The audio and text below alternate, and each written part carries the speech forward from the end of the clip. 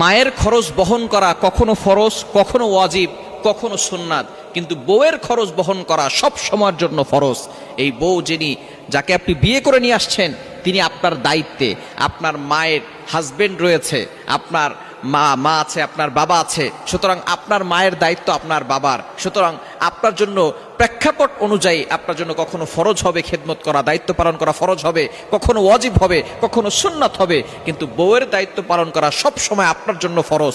কিন্তু দুঃখজনক হলেও সত্য, অনেক পুরুষ সেই বউয়ের সাথে পুরুষের মতো ব্যবহার করে, সেই বউয়ের সাথে ভালো ব্যবহার করে না। মায়ের কথায় বউকে সকালবেলা 3বার তালাক দেয়, বিকালবেলা 3বার তালাক দেয়, আবার সেই বউর সাথে রাত কাটায়। সুতরাং এই জন্যই বর্তমান বিভিন্ন সংসারগুলোতে হারাম সন্তান পয়দা হচ্ছে। এজন্য আমাদেরকে সতর্ক থাকতে হবে। মায়ের কথায় বউয়ের উপরে রাগারাগি করা, আবার বউয়ের কথায় মাকে গিয়ে গালাগালি করা, এটা কোনো পুরুষের পরিচয় হতে পারে না। বউকেও ভালোবাসতে হবে, মাকেও ভালোবাসতে হবে।